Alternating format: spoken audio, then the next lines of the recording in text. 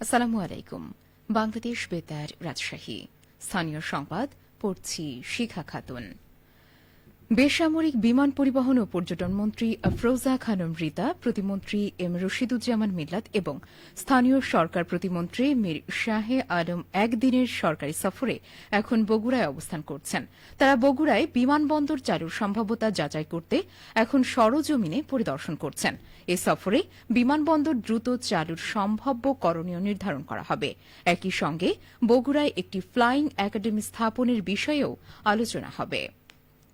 রাজশাহীর পপা উপজেলার পারিলা ইউনিয়নের বৈরাগীর খাল পুনঃখনন কাজ শুরু হওয়ায় স্থানীয় কৃষকদের মধ্যে নতুন আশার সঞ্চার হয়েছে। দীর্ঘদিন ধরে পলি জমে ভরাট হয়ে যাওয়া খালটি পুনঃখননের ফলে কৃষি উৎপাদন বৃদ্ধি, সেচ ব্যবস্থায় উন্নয়ন, জলাবদ্ধতা নিরসন ও পরিবেশগত ভারসাম্য রক্ষায় ইতিবাচক পরিবর্তন আসবে বলে আশা করছেন সংশ্লিষ্টরা। আজ সকালে রাজশাহী ৩ আসনের সংসদ সদস্য অ্যাডভোকেট মোহাম্মদ শফিকুল হক মিলন ফলক উন্মোচন ও মাটি কাটার মধ্য দিয়ে পারিলা ইউনিয়নের বৈরাগীর খালের পুনঃখননের কাজ উদ্বোধন করেছেন। পবা উপজেলা প্রকল্প বাস্তবায়ন কর্মকর্তার কার্যালয় জানিয়েছে, বৈরাগীর খালের জলিলের ভাটা থেকে ফলিয়ার বিল পর্যন্ত ৩ কিলোমিটার খাল পুনঃখনন কাজের জন্য বরাদ্দ ধরা হয়েছে ১,২৯,৫৯,৭৭৬ টাকা।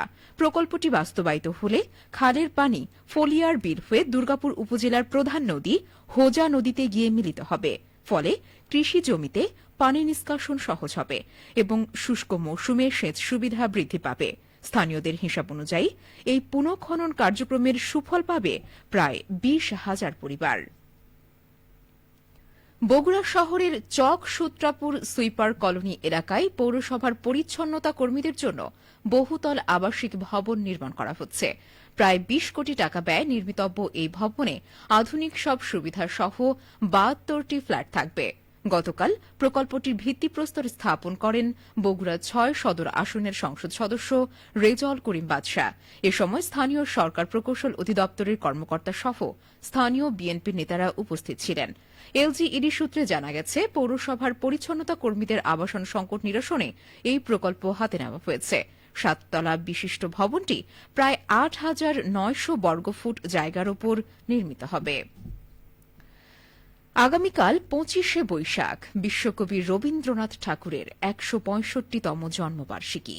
এ উপলক্ষে নওগাঁর পতিসরে জাতীয়ভাবে বর্ণিল আয়োজন করা হচ্ছে। অনুষ্ঠানে প্রধান অতিথি হিসেবে থাকবেন স্থানীয় সরকার, পল্লী উন্নয়ন ও সমবায় মন্ত্রী মির্জা ফখরুল ইসলাম আলমগীর। কাচারীবাড়ি জুড়ে বইছে সাজ সাজ রব। এ নিয়ে এখন শুনুন নওগাঁ জেলার সংবাদদাতার একটি বিশেষ প্রতিবেদন।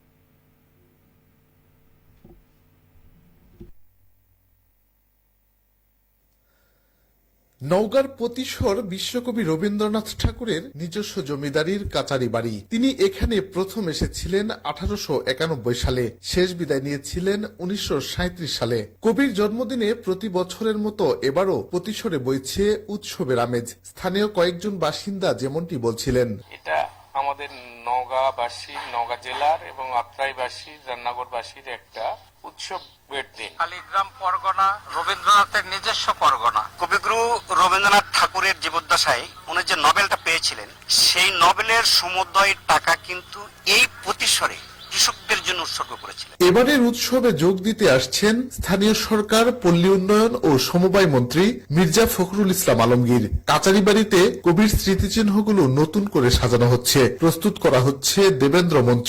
আয়োজনের প্রস্তুতি নিয়ে স্থানীয় নওগাঁ ৬ আসনের সংসদ সদস্য শেখ রেজাউল ইসলাম বলছিলেন, আমাদের এখানে আসবেন এলজিআরডি মন্ত্রী, আমাদের দলের মহাসচিব মির্জা ফখরুল ইসলাম আলমগীর।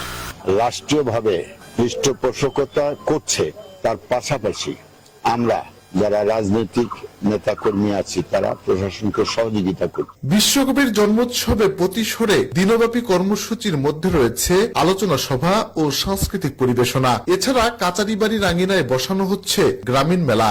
শফিক ছোটন, বাংলাদেশ বেতার। চলনবিল এলাকায় বসবাসরত নৃগোষ্ঠীর অধিকার রক্ষা ও নারীদের স্বাস্থ্য সুরক্ষায় আলোচনা সভা অনুষ্ঠিত হয়েছে। গতকাল সিংড়া উপজেলা পরিষদ হলরুমে এই সভার আয়োজন করে বেসরকারি উন্নয়ন সংগঠন পল্লী কল্যাণ শিক্ষা সোসাইটি।